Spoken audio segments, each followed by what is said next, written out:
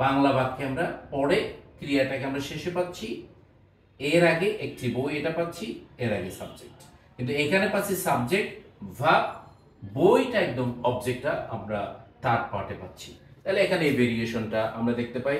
যেমন যদি আমরা বলি ফুলটি লাল, এই বাক্যের মধ্যে আমরা দেখতে পাচ্ছি বাংলা বাক্যে ক্রিয়া নাই, ফুলটি লাল। কিন্তু আমরা যদি হুবহু এই অংশটাকে ইংরেজিতে যদি ট্রান্সলেট বা ইংলিশে যদি আমরা লিখি, তাহলে আমাদের লিখতে হবে দা ফ্লাওয়ার। লালের ক্ষেত্রে যদি আমরা রেড হুবহু বাংলাটাকে যদি ইংরেজি লিখি, তাহলে আমরা দেখতে পাই ফুলটির জন্য দা ফ্লাওয়ার দিলাম, লালের জন্য রেড দিলাম, তাহলে ইংরেজি বাক্যটা সম্পূর্ণ হলো না, এখানে এটা ইনকমপ্লিট মনে হচ্ছে। তাহলে আমরা দেখতে পাচ্ছি বাংলাতে যদি বাংলা বাক্য ক্রিয়া ছাড়া যদি গঠিত হতে পারলেও ইংরেজি বাক্যতে আমরা without verb we are unable to make sentence. তাহলে এখানে আমাদেরকে একটা দিতে হবে ভার্ব, সেটা অক্সিলারি ভার্ব হিসাবে পরিগণিত বা সেটা অক্সিলারি মেইন ভূমিকায় আসতে পারে। এগুলো নিয়ে আমরা অন্য একটা এপিসোডে আলোচনা করব। কিন্তু এখন আমরা দেখতে পেলাম যে অর্থাৎ ইংরেজি বাক্যে ভার্বটা খুব ইম্পর্টেন্ট এবং without verb we are unable to make sentence. তো সেই জন্য আমরা এখানে দেখতে পাচ্ছি সাবজেক্টের পরে ভার্ব। তাহলে ভার্ব কথা যেহেতু আসছে, ভোকাবুলারি এনরিচমেন্টের কথাটা অটোমেটিক চলে আসে। একেবারে যে প্রত্যেক লার্নার্সরা, প্রত্যেক শিক্ষার্থী আমাদের যারা ইংলিশ স্পোকেন শিখতে চায়, তারা কিছু না কিছু ভোকাবুলারি তাদের স্টক থাকে, বেশ আর কম। তবে একটা টার্গেট করে যদি আমরা প্রতিদিন 10টা 20টা করে ভোকাবুলারি শেখার টার্গেট করি, তাহলে একটা ভোকাবুলারি ভান্ডার হয়ে যায়। এটা মেইন বা এটা বিগ ইস্যু, বিগ ডিল না। বিগ ডিল হচ্ছে অনেকেই আমরা যেটাতে হেজিটেশন ফিল করি, আমরা বুঝতে পারি, লিখতে পারি, শোনার ক্ষেত্রেও প্রবলেম হয় না, কিন্তু বলার ক্ষেত্রে সমস্যা কেন? এই জন্যই যে আমাদের সবসময় আমরা মাথায় ওই স্ট্রাকচারাল জিনিসগুলোকে বড় করে দেখতে গিয়ে আমরা সেন্টেন্স ফরমেশন জিনিসটা মেমোরিতে ভালোভাবে না থাকার কারণে এটা অনেক সময় সবাই এটাকে স্পিকিং বা স্পোকেনকে একটু টাফ মনে করে থাকে। আসলে স্টেপ বাই স্টেপ যদি আমরা ফলো করি, তা আপনাদের জন্য সহজ মনে হবে। আর আমরা দেখবো আজকে শুধু SVO এই সামান্য একটা নিয়ম থেকে আমরা 3টা নিয়ম দেখার পরে আমরা দেখতে পারবো অনেক বাক্য আমরা সহজেই তৈরি করতে পারতেছি। তাহলে আমরা এটা দেখতে পেলাম। তাহলে এই সাবজেক্টের এই পার্টটাতে আমরা যদি পার্সনগুলো মনে থাকি, আমরা একটু আগে 3টা পার্টে দেখলাম। ফার্স্ট পার্সনের I, me, my, mine, we, us, ourselves, ওদিকে ইউ, ইউর, ওদিকে হি, হিম, হিজ, শি, হার, তারপরে হার সেলফ, হিমসেলফ। এই ইস্যুসগুলো যদি আমাদের সামান্য এটুকু মনে থাকে, তাহলে এই প্রথম অংশটা আমাদের done. That means we done as first part, first portion of 3 points, 3 rules. তাহলে এই 3টা থেকে আমরা যদি একটা এটা ফলো করি, তাহলে আমাদের কাছে একটা অংশ ক্লিয়ার। এরপর আমরা সেকেন্ডটা ভার্ব, আমরা এটা এখন ডিল করতেছি। আমাদের সবারই, আমি একটু আগে যেটা বললাম, ভার্বগুলো কিছু না কিছু ইম্পর্টেন্ট ভাব আমরা আর্লি এজ থেকে আমরা একটু জেনে আসছি বা শিখে আসছি। তাহলে এগুলো ইউজ করেও আমরা বাক্য তৈরি করতে পারি।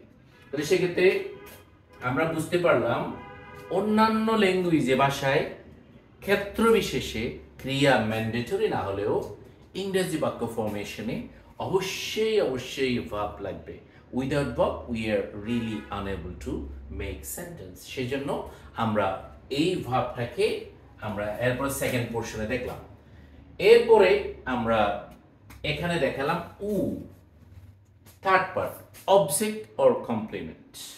যেমন আমরা এখানে দেখলাম হি রিডস এ বুক, তাহলে সে একটি বই পড়ে। আমরা যদি প্রশ্ন করি কি পড়ে, তাহলে আমরা উত্তর পেয়ে যাচ্ছি একটা বই। তাহলে আমরা বুঝতে পারলাম এই অবজেক্ট বা কমপ্লিমেন্ট এই অংশটা SVO থার্ড পোর্শনে আমরা যদি অ্যাড করি, তাহলে আমরা ইজিলি বুঝতে পারলাম যে একটা নর্মাল বাক্য আমরা তৈরি করতে পারি। এবং এই অংশটাকে SVO এই নিয়মটাকে ফলো করে আমরা এখানে অনেকগুলো বাক্য তৈরি করতে পারি। ফর এক্সাম্পল আমরা আবার একটু দেখবো কিরকম করে আমরা বাক্য তৈরি করতে পারি। যেমন আমি একইটা যদি ফলো করে বলি,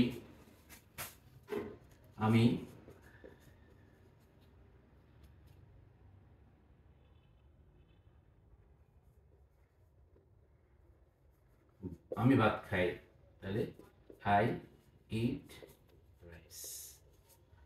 এইরকম আমরা যদি বলি আমি পানি পান করি, আই ড্রিঙ্ক ওয়াটার। আমরা যদি বলি আমি একটি চিঠি লিখি, আই রাইট এ লেটার। আমি ফুটবল খেলি, আই প্লে ফুটবল। এরকম আমরা শত শত বাক্য তৈরি করতে পারি নর্মাল SVO ফরম্যাটে। তাহলে আমরা তিনটা নিয়ম যখন আমরা দেখলাম, প্রথমটা আমরা মুখস্থ করে ফেলেছিলাম একটু আগেই, পার্সনগুলো মেমোরিতে রাখলে আমরা সাবজেক্ট পেয়ে গেলাম। ভার্ব কোন অ্যাকশন অ্যাক্টিভিটিতে আমরা যেগুলো নর্মাল ভার্ব শিখছিলাম আর্লি এজ থেকে, এগুলো যদি আমরা মনে রাখি বা কিছু ভোকাবুলারি এনরিচ করি, তাহলে আমরা সেকেন্ড পয়েন্টটা পেয়ে গেলাম। তারপর অবজেক্ট, এরপরের আমরা যেটা কি এবং কাকে বিভিন্ন প্রশ্ন করে যে উত্তর পাই সেটা অবজেক্ট, তো সেটা সম্পর্কে আমরা জানলাম। এই তিনটে যখন জানলাম, এখন আমরা একই ফরম্যাটে ফেলে আমরা অনেকগুলো বাক্য তৈরি করতে পারি। যেমন এখন দিলাম আমি ভাত খাই, তারপরে সে ফুটবল খেলে, হি প্লেস ফুটবল। যেমন আমরা একটা এখানে বললাম হি প্লেস, তাহলে এই জায়গায় একটা এস চলে আসছে। এটাতে এগুলো আমরা যদি গ্রামারের ইস্যুটা আমরা এখানে হাইলাইট করব না, তবে এটা আমরা সবাই জানি বা ন্যাচারাল। এই জায়গায় তারপর সিঙ্গুলার হওয়ার কারণে ভাবের সাথে এস বাই এস যোগ হয়েছে, এটা আমরা জানি। এটা হচ্ছে ডিফারেন্ট ওয়ান। তারপরে আমরা এখন যদি আমরা আমাদের এই ফরম্যাটটাতে দেখাতে চাই পার্সন সবগুলো, আই উই, তাহলে উই ইট রাইস। তারপরে ইউ সেকেন্ড পার্সন যদি দিই, ইউ ইট রাইস। তারপর আমরা থার্ড পার্সন যদি দিই, he eat rice, she he eats rice, she eats rice, they eat rice। তাহলে আমরা এইভাবে পার্সনগুলো ফার্স্ট আমরা প্রথম এস পেয়ে গেলাম, এই পার্সনগুলোকে আমরা অ্যাড করলাম, ভার্বের অংশ আমরা অ্যাড করলাম, পেয়ে গেলাম, ও অবজেক্টের অংশ অ্যাড করলাম, পেয়ে গেলাম। এভাবে আমরা অনেকগুলো বাক্য তৈরি করতে পারি। আপনারা, আমি মনে করি এটা এক্সারসাইজের জন্য চাইলে আমরা 20-30টা এক্সারসাইজ নিজেরা প্র্যাকটিস করতে পারি। করার পর আমরা নেক্সট এপিসোডের সাথে মিলিয়ে আমরা এটা অ্যাডজাস্ট করে নিতে পারি। Thank you.